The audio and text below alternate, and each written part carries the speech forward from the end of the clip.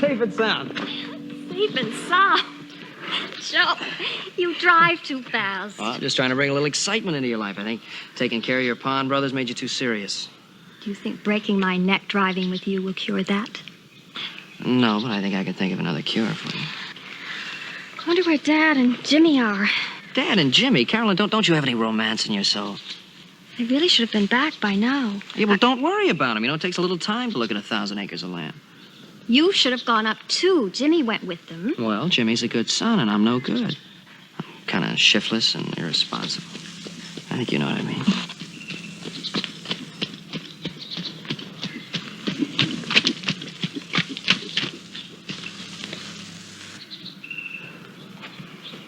Are you looking for somebody, stranger? Yeah, a man called Partridge, you know him?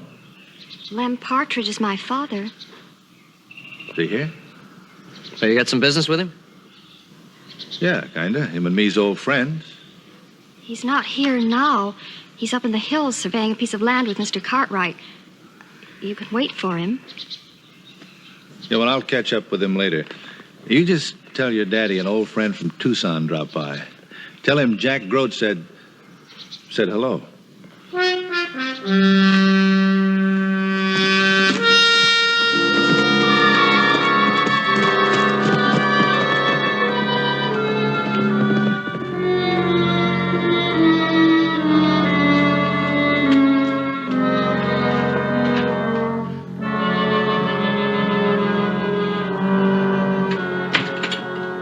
Carolyn, what's the matter?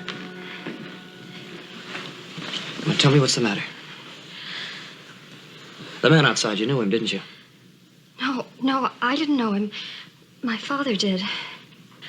Who is he? Jack Grote from Tucson.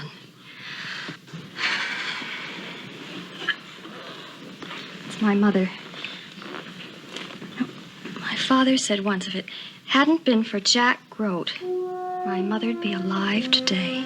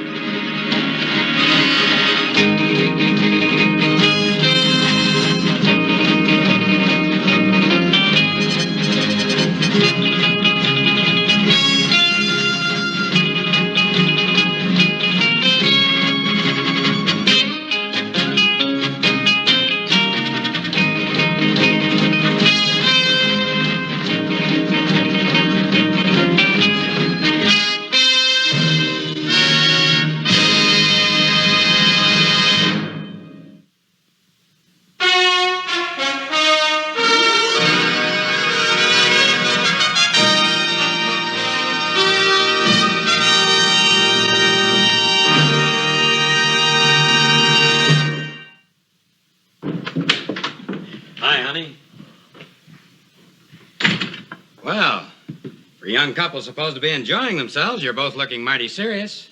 Oh, that's really fine land up there, little Joe. This time tomorrow, your father and I are going to own it. How about staying for supper? Try some of Carolyn's cooking. Dad, there was a man looking for you. Oh, what man? Jack Grote from Tucson. Jack Grote. Dad, isn't that the man that... Yes, that was the man. He said he'd be around for a while and he'd see you. I guess I always expected he would.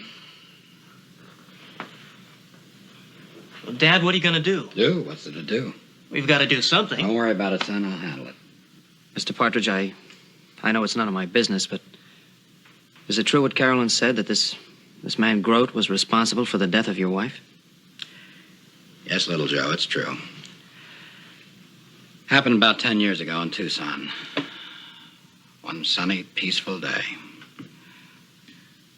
Their mother had gone out shopping, trying to find a bolt of cloth to make a dress for Carolyn. There were two men, both ugly drunk, started shooting up the street, trying to kill one another. When she came out of that shop, one of their bullets hit her. A dozen men standing by, just watching. When I got there, she was dead. And one of these two men was Grote.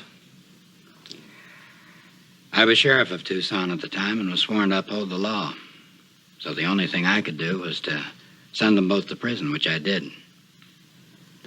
But I made a sad mistake that day. I should have killed them in the street like a pair of mad dogs. Instead, I arrested them and gave them a fair trial. I tried to convince myself that I had done the right thing. But that's mighty small comfort when you're burying your wife. Well, Dad, what are you going to do now? I guess I'll just have to wait to see what he means to do, son. Now, stop worrying. I've handled plenty of men like Jack Grote. Let's have some supper, honey. You'll stay, won't you, Joseph? Well, no, thank you, Mr. Partridge. I wish I could, but I better be getting back to the ranch. You tell your father I'll meet him at 9 o'clock in the morning at the land office, all right? Yes, sir. Good day, Carolyn. Jimmy. Carolyn.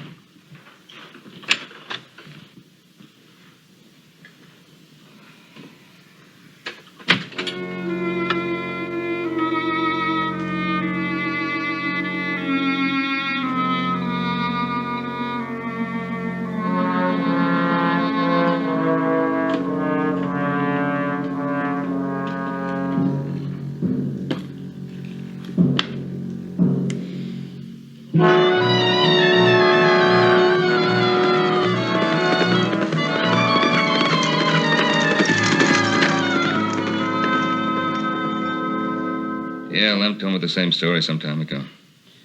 What do you think this fella Grote intends to do? Do? Now, when you've been sitting in jail for that long a time, stewing inside and building up a poison against the man who put you there, you might do anything.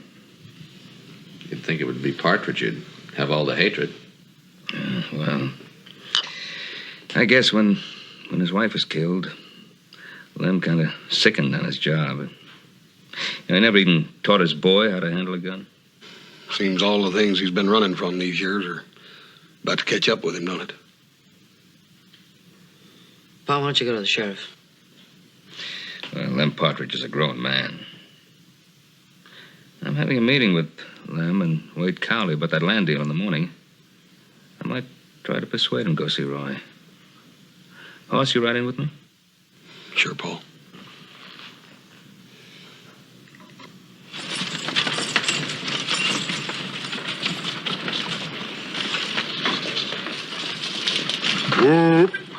How long is it going to be, Paul? Oh, just as long as it takes for Lem and me to haggle with Wade Cowley over the price and then sign our names. You load up the buckboard and, don't forget, make sure that side meat is... I know. The side meat's nice and lean. All right. I'll meet you back at the store as soon as we're finished. Right. Now, Wade. Oh, Ben. Jimmy. Where's your father? Carolyn and I talked him into going to see Sheriff Coffey. Good. Oh, Wade, I hope you haven't changed your mind about selling that land. I'm no rancher, Ben. I'm far more comfortable operating out of an office here in town. There are days when I wouldn't mind changing places with you. I see you got the deed already. Hey, you didn't put the price down, did you? We still got some dealing to do, you know. No, I'm just waiting for Lem Partridge. Well, you'll sell your land, don't you worry now. Well, I'm not worried, Ben. Oh, here he is now.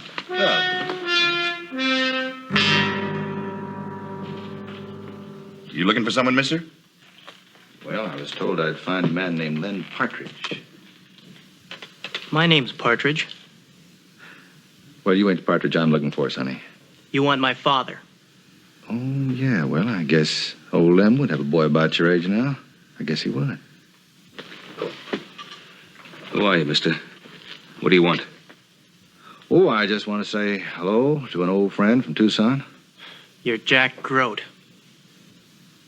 Well, now, sure does make a man feel at home to have folks know his name. What do you want with my father? Easy, Jimmy, easy.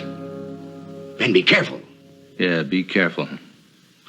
This ain't none of your business. This is strictly between me and Partridge. The boy asked what you wanted. Yeah, he did, didn't he? His daddy should have taught him better manners. You shouldn't be so nosy, boy. He's gonna kill him. He swore he would, because Dad sent him to prison. I've been waiting 10 long years in Yuma prison for this day. And when Lem Partridge walks through that door, I'm gonna put a bullet right in the middle of his belly. And there ain't none of you that's gonna raise even a little finger to stop me. Not even you, boy. Suppose you just ease that gun out real slow.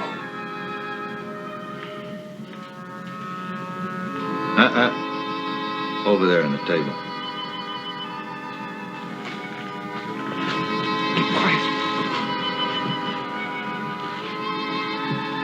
Now, look, Grote. All this happened such a long time ago. Why bring it up now? Don't forget, last time you were lucky. You got away with a few years in prison. This time it'll be the rope. So why don't you just ride quietly out of town and forget the whole thing? Last time was an accident. This time I know what I'm going to do. This is going to be a fair fight. He's going to draw, then I'm going to draw. Then I'm going to walk right out of here. Then I guess there isn't going to be any fight. Partridge hasn't worn a gun in 10 years. Partridge knows I'm in town. He'll be carrying a gun. He's unarmed. You shoot an unarmed man, you won't get 50 yards from that door. If I know Partridge, and I do, he'll be armed.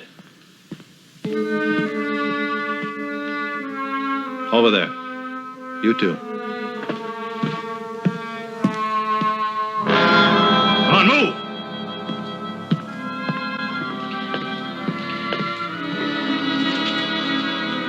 Sit down, boy.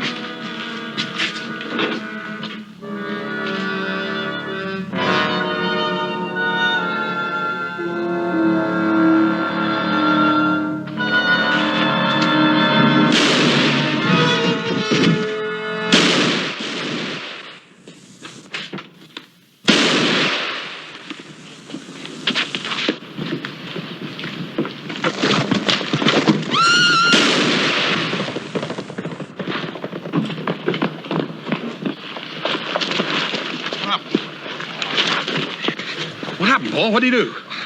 Killed Jimmy Partridge. I should have killed him. Take him to the sheriff's office. I gotta tell Lem.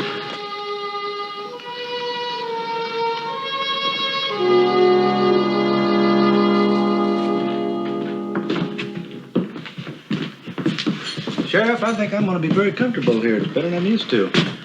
Yeah, it's a real nice little jail. Inside.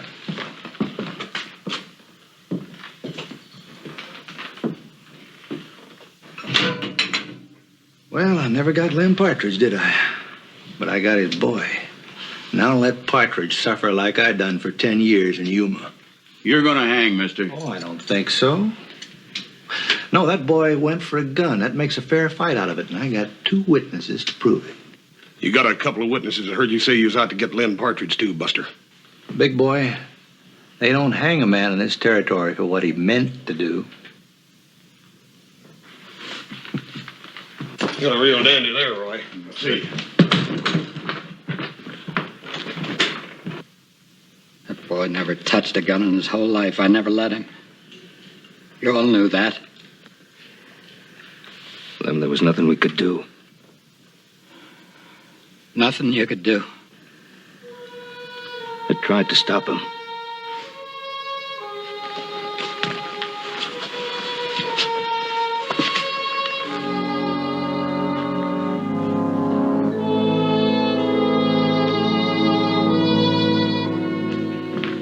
What was that for? The man's son is dead. I know that. Is he trying to call us cowards? No, it wasn't anything like that. I guess what he was saying was that if one of us had taken the risk of trying to stop Grote, we'd have stood a better chance. Sure, a chance to get our heads blown off. I don't want to be a dead hero.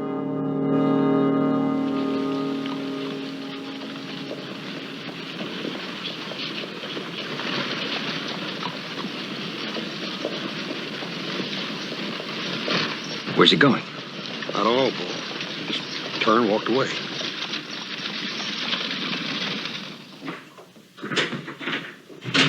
Howdy, Lem. All right, Roy, where is he? Lem, this is foolish. You're just asking for trouble. Open it up. Why don't you? I said open it up. All right.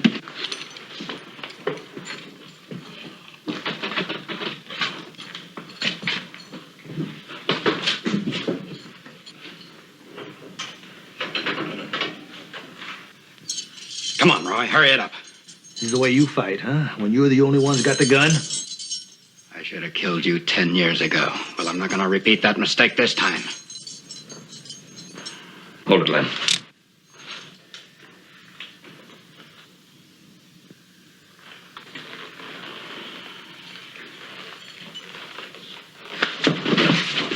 Let go. Lem. Haven't you done enough already? If you kill him like this, you'll be no better than he is. Now, come on, let go. Go on home, Lem.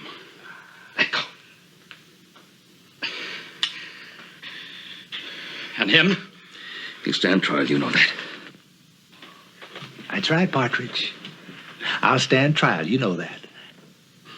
Lem! Give me a chance, Ben. A chance, that's all I ask. A fair fight. Now, we can't do that. Lem, you're forgetting you was a sheriff once. Now, go on home and settle down.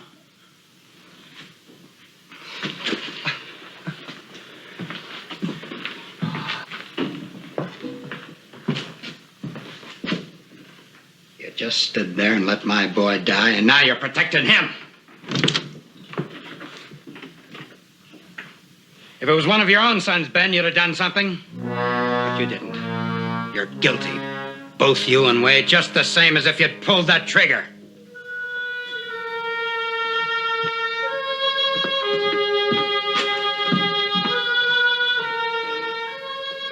Old Lem didn't mean what he was saying. As soon as he simmers down, give him his gun back, huh? Come on, Paul, let's go home. Paul.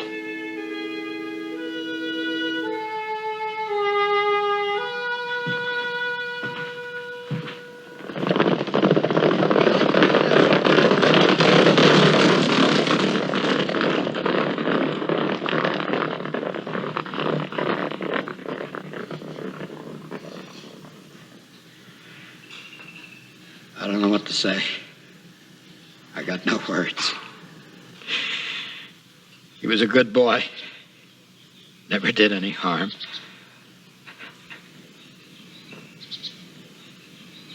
"18 years old. Boy, he never even had a chance.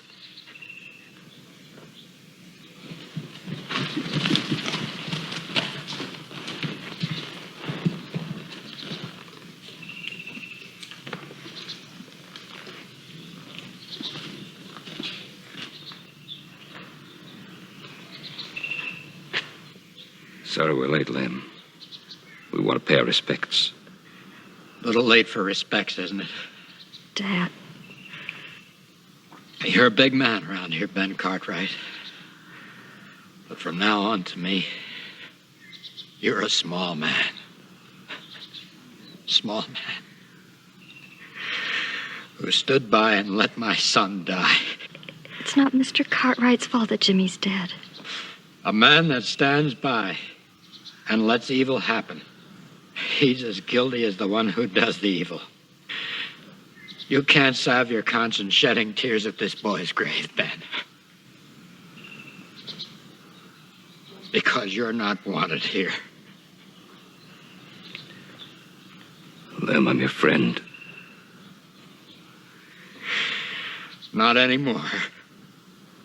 You stopped being my friend when you let my boy go for that gun.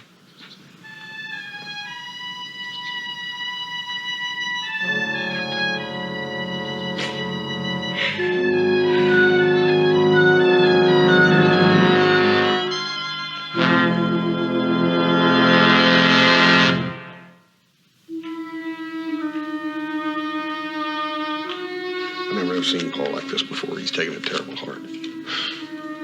Well, it's known Lem Partridge for quite a long time. He was like an uncle to Jimmy.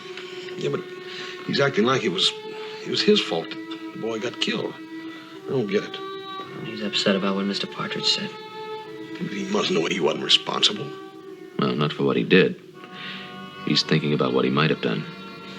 Yeah. Looks like there's something we could do or say or something. Maybe there is. Maybe we can prove that he couldn't have stopped him.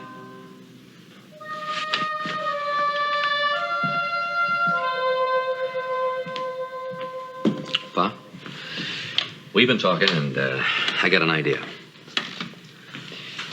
Adam talking isn't going to help anything. Now, don't you realize there wasn't anything you could do about it? I don't know. I just don't know. I don't think I'll ever know. Well, there's a way to find out. What do you mean? I think I know how to take the doubt out of your mind.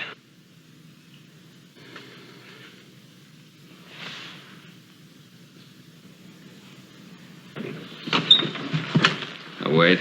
Hello, Ben. Little Joe, Adam. What can I do for you? Well, it may seem a little strange to you, Mr. Cowley, but we want to go over what happened yesterday. We'd like to go through it the way it actually happened. With empty guns, of course. Where were you standing, Pa? Over there by the corner of the desk. Joe, get over there. And where was your gun? That table, just on the side of it. Joe?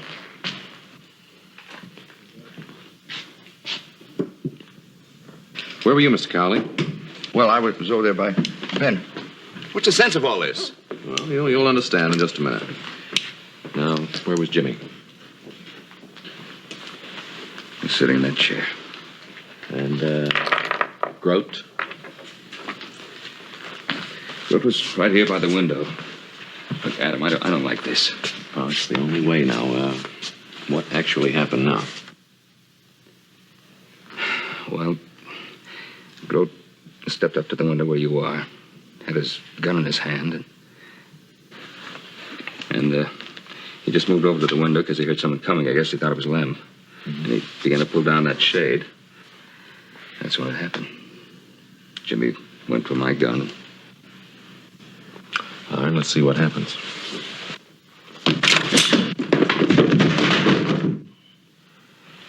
You see, Pa, you wouldn't have made it. Well, maybe Grote wouldn't have been as quick as you. And you wouldn't have been as quick as me, Pa. I don't know. I'll never know for sure. I didn't go for that gun before Jimmy. Pa, that's not the point. We just showed you if you went for the gun first, you would have been killed. You didn't have a chance. You don't understand. You weren't in my shoes. Well, what more proof do you need?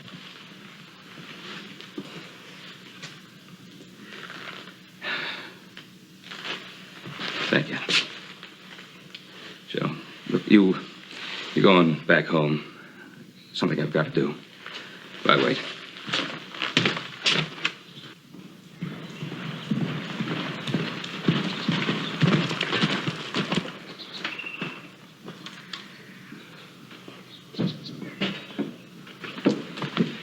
Is your father here, Carolyn? No, he isn't. Oh, where is he? I don't know, Mr. Cartwright. I don't know. What's the matter, Carolyn? It's my father. I've never seen him like this before, Mr. Cartwright.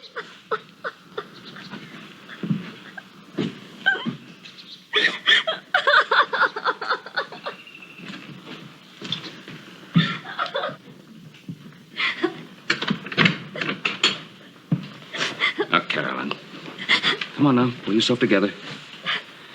Now, tell me what's wrong. After the funeral yesterday, my father rode away and he didn't come back until dark. He wouldn't eat any supper. He sent me to bed, but I could hear him pacing all night long. All night? Yes. I dozed off and on, but I could still hear it. Early this morning, I couldn't stand it anymore, so I walked into the room and found him cleaning a rifle. I'm sorry to be such a baby. Oh, Carolyn. You've had a terrible few days. Did your father say anything to you? No, he didn't. He just... When I saw him with a gun, I just rushed over and tried to take it from him. He pushed me away. Mr. Cartwright, that's the first time my father's ever touched me in anger. Oh, dear.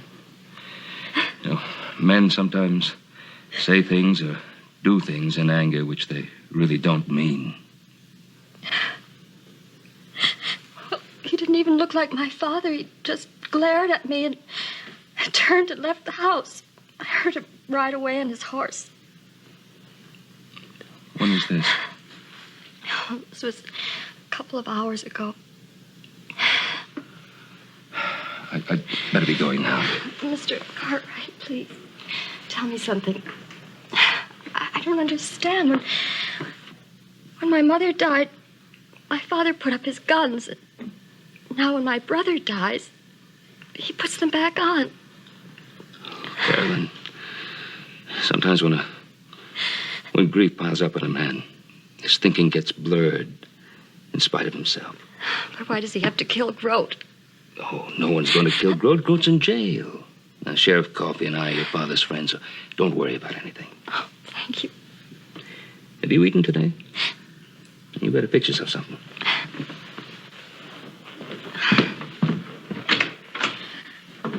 Roy, the man left his place with a loaded rifle. In his frame of mind, is capable of doing anything. That's right. You reckon he's coming here? Well, I don't know where else he'd go. There's the man he wants. But you ain't gonna let him take me, are you, Mr. Cartwright? Oh, sir. Because you know your duty as a citizen, don't you, Mr. Cartwright? And you too, Sheriff. You can't let that man come in here and kill an unarmed prisoner, now, can you? Oh, look at that big man. Yes, sir, ain't he a big man with that gun hanging from his belt? But you wasn't so big yesterday, was you, Mr. Cartwright? Better find Partridge, Roy. Try to talk some sense into him. Yeah. Hey, wait a minute. You can't take off and leave me alone here. He'll kill me. You're right, Ben. We can't go off and leave him alone. My deputy's taking a prisoner down to Carson. You mind spelling me off while I have a look around and see if I can find Lem? All right.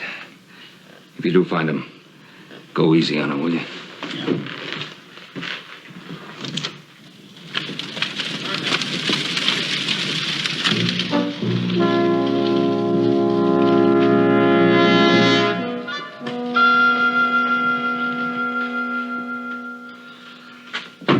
Oh, it sure does give a man a good feeling to know he's being guarded by the chief witness for the defense. Well, let me tell you something, Grote. When I testify at the trial, it'll be against you, not for you. Well, you got to tell the truth, don't you? I mean, a big, upstanding citizen like you ain't gonna lie. Now, is he? You'll hang, Grote. One way or another, you'll hang. What do you mean? Put up that rifle, Lem. Now, you step aside, Cartwright, because I'd just as soon kill you, too. Look, Lem, I can't let you do this. All right. You got a gun? Try and stop me. Now I'm going to count. And when I get to 3, you better be out of the way or go for your gun. 1. Don't be a fool, Lem. 2. Use your head. 3. To jail. Now, the next time it's going to be for keeps. You better shoot for keeps.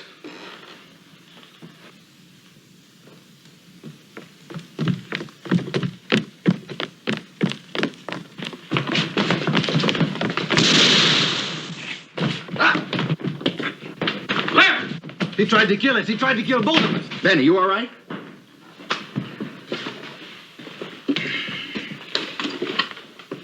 I'm all right. Yeah, it's only a flesh wound. Ben, he meant to kill you. He could have killed me, he didn't. Even though he thinks you and I are guilty? Maybe we are guilty. How could we be guilty? Guilty of what? We're guilty of what we did yesterday or didn't do in the land office.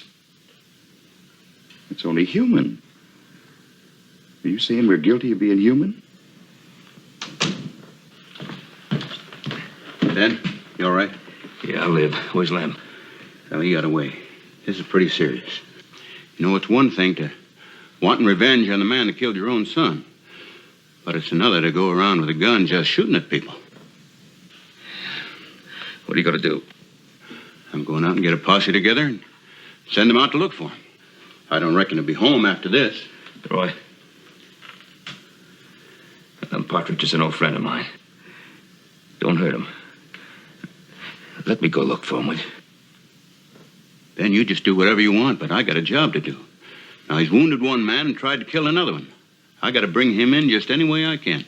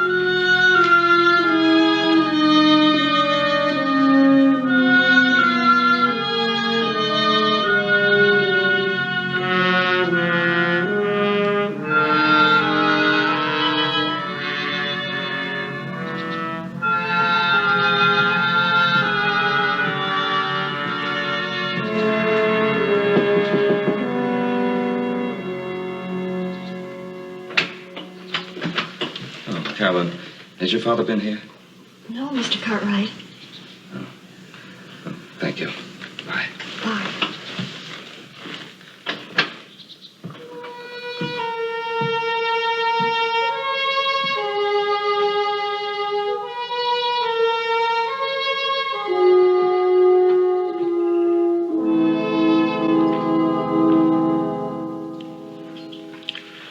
You fellers want me to whip up a batch of eggs? It's way past supper time. No, I'm not hungry. I still say we ought to be out looking for Pa. Oh, we've been all through that. It's not going to do any good for all of us to go running around the landscape. Pa wants us, he'll come for us here at the ranch. Well, it's just not like Pa to go this long without sending word. Well, ain't no use in sitting around worrying about it. We might as well eat. How do you want your eggs? I said I'm not hungry. I don't know what you're going to do. I'm going to look for Pa.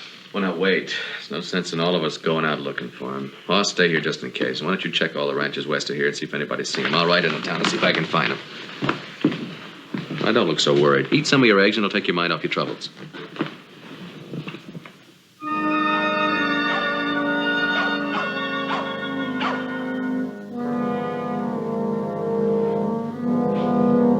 Hey, Sheriff! Sheriff, why don't you stop that paperwork and put some wood in the stove? I'm freezing. By the time I get this paperwork finished, you're going to be on your way to a place where you're never going to get cold again. Oh, you and Cartwright, if you ain't a pair of big men in a small puddle. Well, you listen, old man. I'm going to have myself a trial, and then I'm going to walk out of here free. You think so? Yes, I think so. That boy was shot in self-defense, and you know it as well as I do. Well, let me just tell you something about this small puddle. The folks that live here are the folks that is going to try you. And every one of them knows that Jimmy Partridge never handled a gun in all his life. And the witnesses are going to say that you threatened to kill Lem Partridge. They say Jimmy went for you, all right, but to protect his paw. And you shot him. In self-defense, you old goat. He dove for the gun. Now, how are you going to convince a jury of that? He never reached the gun, did he? He dove for it. And I got two witnesses, very highly thought of in this small puddle, that are going to testify to that. You talk too much. All right. Why would the boy try to reach me when he knowed I was going to gun him down, huh? Why? Yeah. Because he loved his paw enough to take that chance. And all the people in this small puddle are going to know that, too. More beautiful words from the big man. Well, it don't mean nothing. You just stand back over there and I'll give you a hot grub.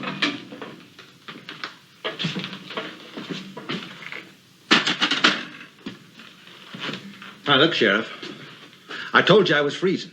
You're such fine, upstanding people in this town. Is this how you treat your prisoners? You freeze them to death? Oh, all right.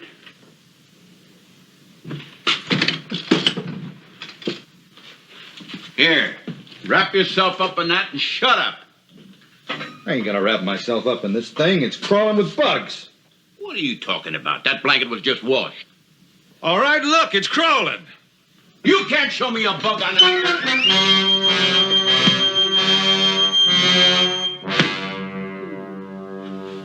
Thanks for the lecture, big man. Everybody's a big man. kind of a blasted sheriff are you, anyway? How could you do a stupid thing like that? I'm asking you, what kind of a sheriff are you? Well, right now, I'm a pretty sick one, and that infernal talking of yours ain't helping me out one little bit. Oh, my head. Oh, the devil take your head. What about my life? You and your papers and your talk about witnesses. Oh, calm down, will you? I was only doing my job. I just can't understand it. I was sitting in my office, minding my own business. And now, just a day later, a man is all fired up to kill me. Oh, wait, nobody's going to kill you. Is that so? Well, that's what you think, Ben Cartwright. Do you know what happened? Do you know what our smart sheriff did? Oh, Roy, I couldn't find them. Was the posse... What's wrong? What happened to you? That's what I'm trying to tell you, Ben. This idiot let Grote escape. Oh, no, Roy. He's right, Ben. I'm a stupid idiot. I let that Grote maneuver me into a position where he hit me over my head with my own gun. After all the years I've had of handling assorted criminals. Oh, that's not the important thing right now, Roy. Grote's free, and Partridge is running around those hills with a rifle. And there's going to be shooting. There could be killing. Never mind about them. We've got to think about ourselves now. They're not the only ones who could be killed. Others could be killed, too, like you and me. What are you talking about? I'll tell you what. He knows we would be witnesses against him. Now he'll want to kill us. Oh, nonsense, Wade. Nonsense? Yes, nonsense. Grote's not going to bother with us. Why not? He's a killer. We're the only witnesses. That's exactly the point. He needs us alive. He's after the man who he came to kill in the first place. And that's Lem Partridge. Yeah, that's Lem Partridge. The first place he'd look for him would be Lem's place. Carolyn is there, alone. Yeah, Ben, we got to get out there. Oh, Roy, you're in no condition to go anywhere. You get yourself to a doctor. Wade, you come with me. Walk in between two men out gunning for each other, not me.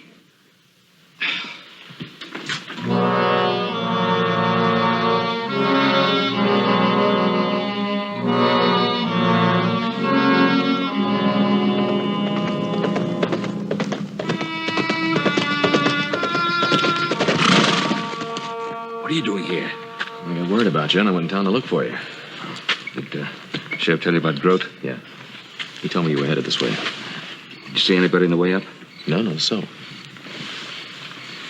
It seems quiet enough around here. Check the barn.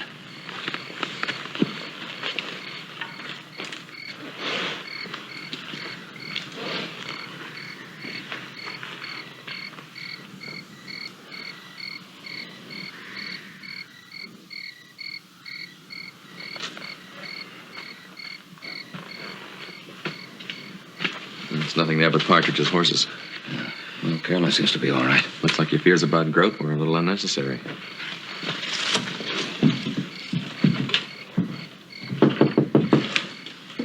Who is it?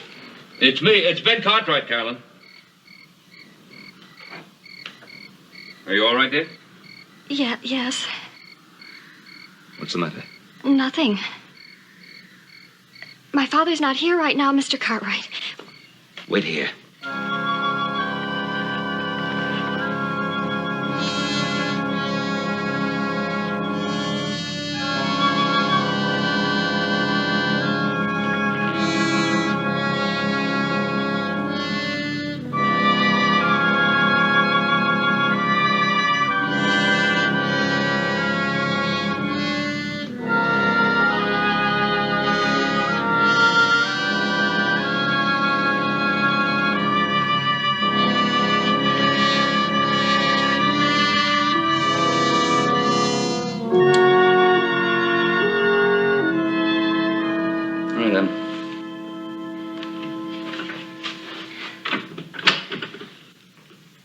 What's troubling you, Carolyn?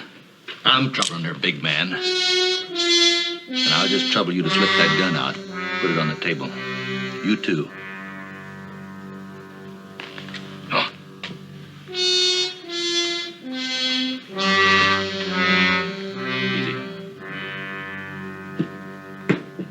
Now get over in the corner. Both of you. He's waiting for my dad. He's going to kill him. Say, she's as smart as her brother, ain't she? And prettier. Grote, you already killed a man's son. How much more blood do you want? Just his. And I'm going to spill some of it as soon as he comes through that door. I might just as well be hung for a sheep as a lamb. Oh, I might let him crawl a little bit first, so as I can see the look in his eye.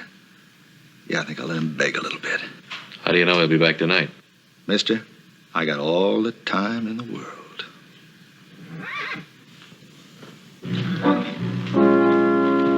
Get back in the corner. All the way. Go on.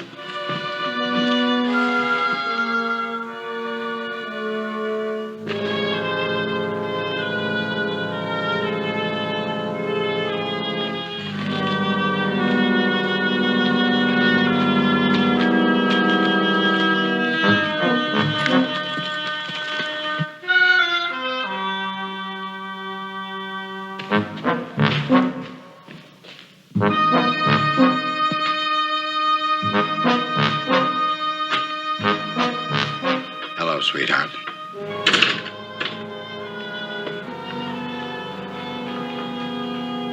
What are you doing here? Drop the rifle. Go on, drop it.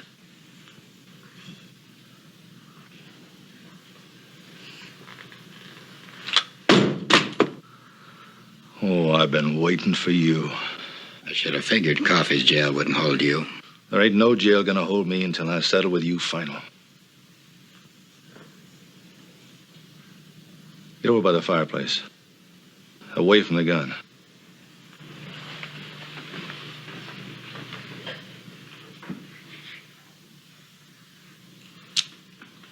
I don't want this to go too fast. Not after waiting all this time. I want to taste it a little.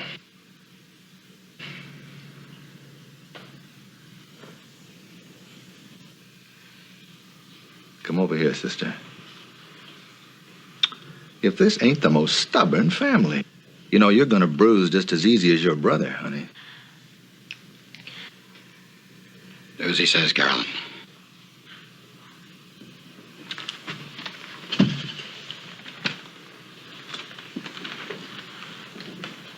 Ain't this interesting? Now, this is really getting interesting, ain't it? Just like yesterday when you walked into the land office, huh? Yeah, just like yesterday. Who are you and what do you know about it? He's my son, I told him. Oh, your father, the big man here. Well, did the big man also tell you how he sat tight? You know, since I've been to this lovely little town, it's kind of got to me. Yeah, it's made me want to be a solid citizen, too, like the big man there. Well, just how big a man does it take to shoot a boy in the back? You don't bother me, Sonny. That was self-defense. Your daddy knows that. You were there, Pa. Would you call it self-defense? Well, I don't know. I always figured that self-defense was facing a man, not a boy's back. Suppose we let old Partridge here have an even chance. Suppose we let him go for a gun, huh? Even chance, huh? Just like you gave the kid. You don't even know what the words mean. You got a big mouth on you, boy, like your pa. You got some ideas of being a big man, too? Well, I don't know. What do you think, Pa? Are we as big as a solid citizen there? Well, maybe if the tables were turned, he wouldn't be talking so tough. Well, you try me. Come on, try me.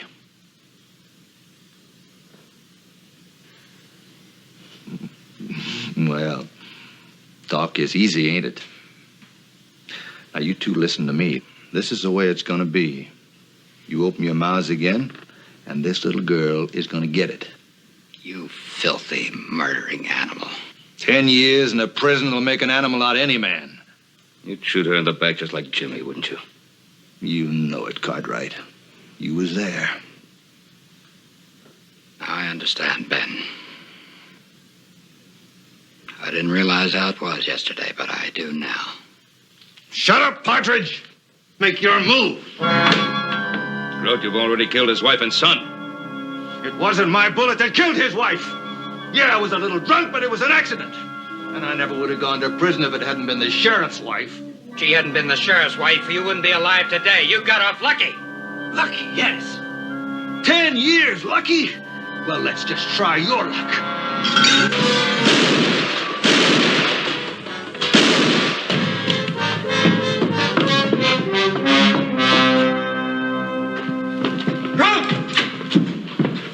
Hold it. All right. What are you waiting for? Go on and kill me!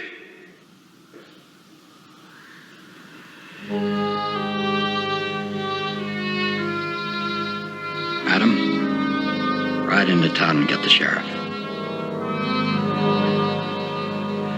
Good man, Lem. Good man. Say, Ben, I thought that wild young son of yours was supposed to take my daughter riding this afternoon. Yeah, I guess he is.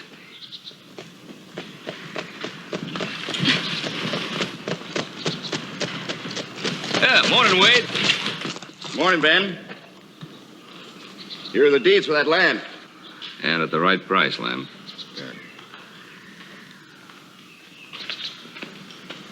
Here they are, made out right and proper. Thank you. Well, that looks pretty good, doesn't it? Man has a lot to be thankful for.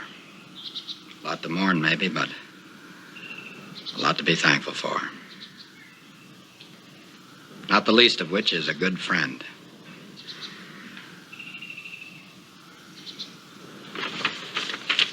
Thank you, Lem.